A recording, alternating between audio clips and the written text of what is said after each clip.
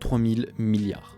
C'est la valo d'Apple en 2021. C'est vertigineux. En 40 ans, ils sont passés de faire des ordis en bois de palette dans un garage miteux à des produits en aluminium usinés avec des CNC les plus précises au monde. Et ce glow-up du siècle a principalement été mis en place par l'ex-designer en chef Jonathan Ive. Et pour faire passer les produits Apple de ça à ça, Johnny il a appliqué 10 grands principes fondamentaux en design industriel. Ces 10 grands principes, ils ont été établis par ce mec, Dieter Rams. Et on va les décortiquer ensemble un par un pour que tu puisses t'en servir dans tes propres projets. C'est parti.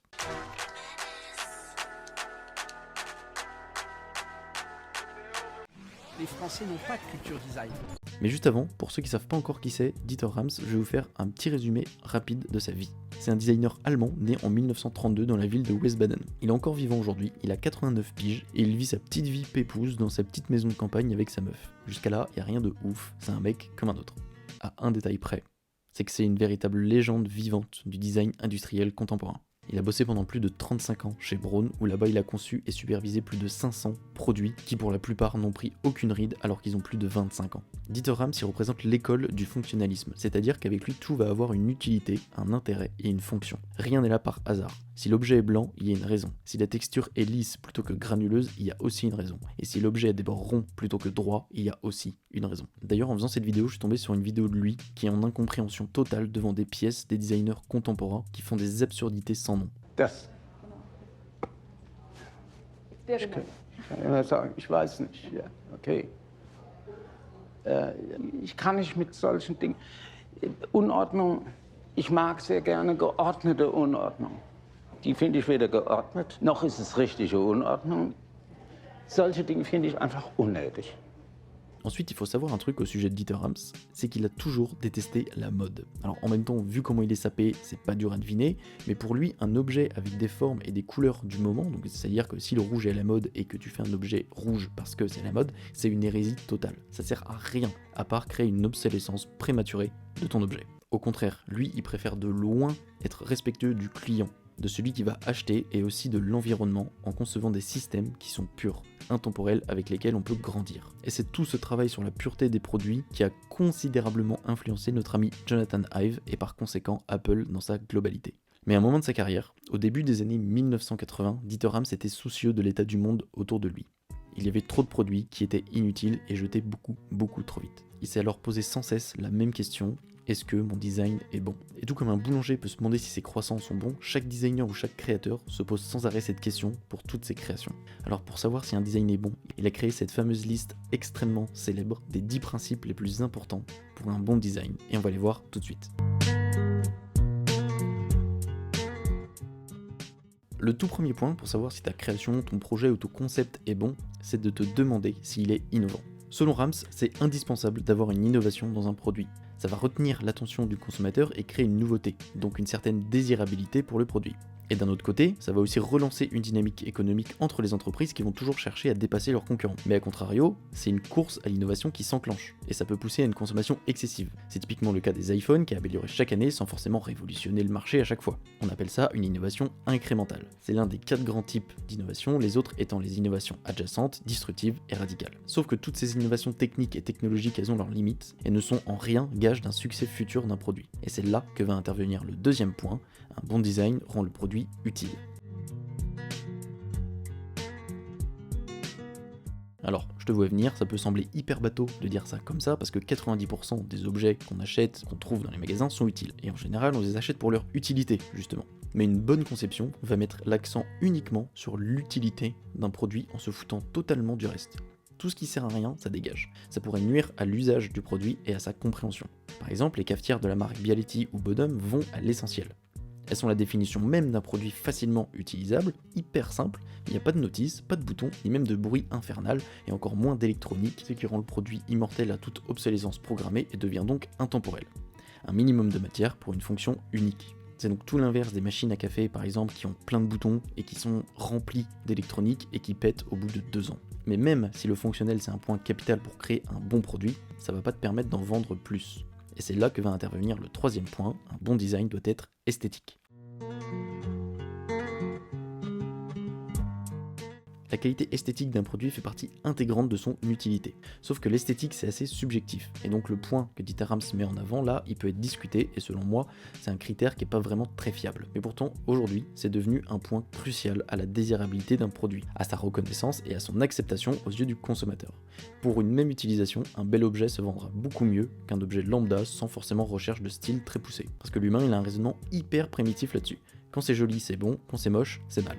Encore une fois, si je te montre ces deux cafetières, il y en a forcément une que tu vas trouver plus belle et donc il sera forcément plus attiré à acheter que l'autre.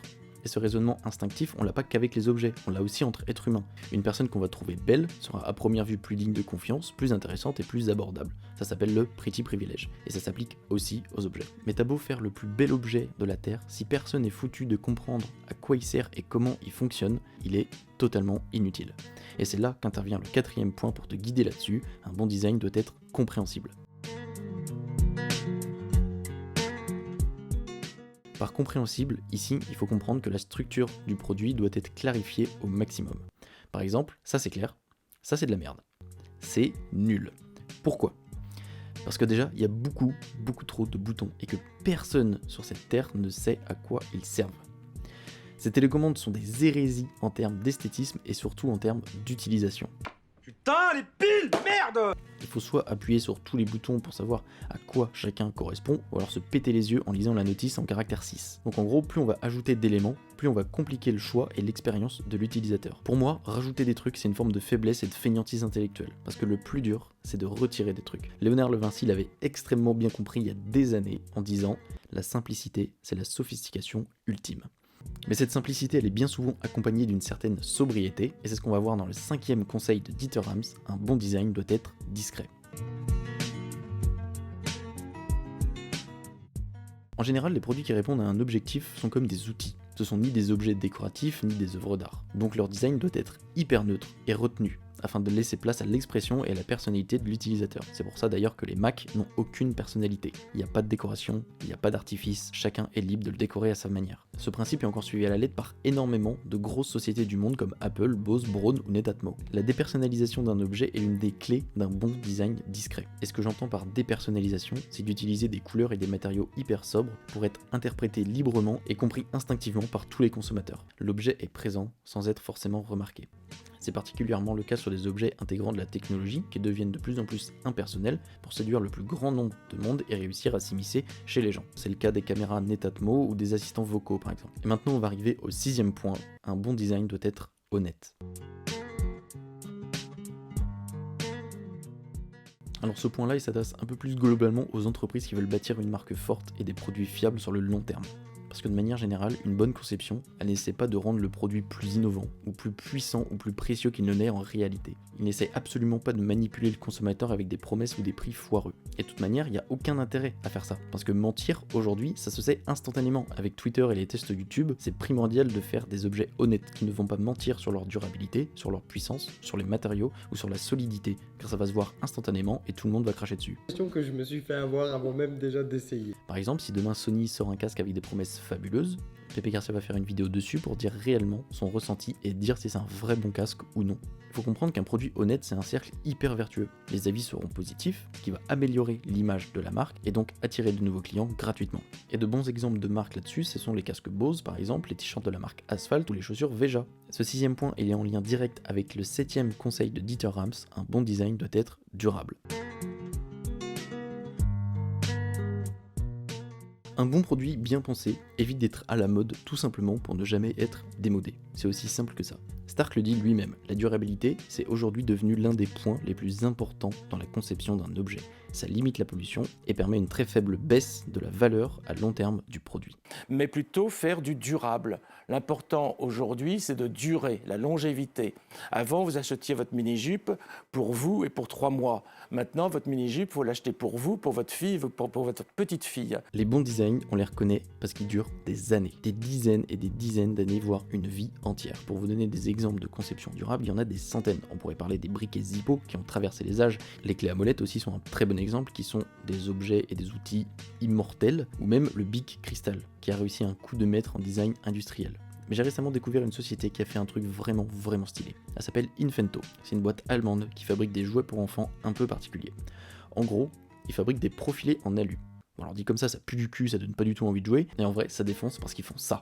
Mais alors pourquoi c'est durable? Autant jeter un vélo, non, c'est quand même beaucoup plus rapide. Bah non, c'est archi faux. D'un point de vue de durabilité, c'est de la merde. Là où en allant à Decathlon ou Intersport, vous iriez acheter une trottinette pour votre gamin, puis l'année d'après un vélo, puis 2 ans après un autre vélo, parce que le gamin il a grandi et que le premier vélo est devenu trop petit. Votre garage, c'est devenu une brocante à lui tout seul. L'avantage d'Infento là, c'est que les jouets, ils suivent le gosse tout au long de son enfance. Du coup, le gamin, il peut se créer une trottinette, un vélo, ou même un autre véhicule. Ça permet un gain de place phénoménal, un gain d'argent, et c'est un super moyen de développement intellectuel de l'enfant, car il construit ses propres objets en comprenant les mécanismes de ce qu'il fabrique. Voilà, donc allez voir sur le site, c'est de la frappe. Maintenant, on va passer au 8e point, un bon design est précis jusque dans les moindres détails. Comme des designers industriels, ou même designers en général, quand on conçoit quelque chose, rien ne doit être arbitraire et rien ne doit être laissé au hasard. Le soin et la précision dans le processus de design, ça traduit un certain respect envers le consommateur et vers le client. On lui délivre un produit fiable et bien pensé. Et croyez pas qu'en design produit, la précision de quelques millimètres d'un produit, c'est anecdotique. Loin de là, ça peut tout changer, surtout quand l'objet est produit à des millions d'exemplaires. Sachant que rien que pour un moule d'injection d'une chaise par exemple, ça peut coûter entre 200 et 500 000 €, il y a plutôt intérêt à être sûr de son coût pour pas bouffer des cailloux à la fin du mois. Si vous voulez un exemple, en voici un. Une fois n'est pas coutume, on va prendre l'une des chaises les plus connues, celle de notre ami Philippe Starck, la Louis Ghost éditée par Cartel. La chaise elle est en plastique transparent, elle pèse à peu près 4,8 kg. Elle a été vendue à plus de 2 millions d'exemplaires, donc ça représente à peu près 9600 tonnes de plastique produit pour un modèle de chaise. Si l'entreprise avait juste rajouté 5 grammes, juste 5 grammes, c'est rien du tout 5 grammes. Pour le commun des mortels, c'est que dalle. Personne se dit en achetant une chaise, oulala mon dieu, il y a 5 grammes de trop, je vais pas la prendre. Ces 5 grammes de matière rajoutée, en plus, ça aurait représenté plusieurs tonnes, 10 pour être exact, de matière en surplus, donc totalement inutile au produit et donc des pertes d'argent nettes pour l'éditeur. Je vous laisse imaginer les pertes que ça peut engendrer sur des produits comme le Big Crystal, vendu à plus de 100 milliards d'exemplaires depuis sa création. Mais à tout ça, il faut ajouter une dimension éthique, et c'est là qu'entre en jeu le 9e point, et sûrement le moins respecté de tous, un bon design est respectueux de l'environnement. Là, on entre un peu dans un paradoxe.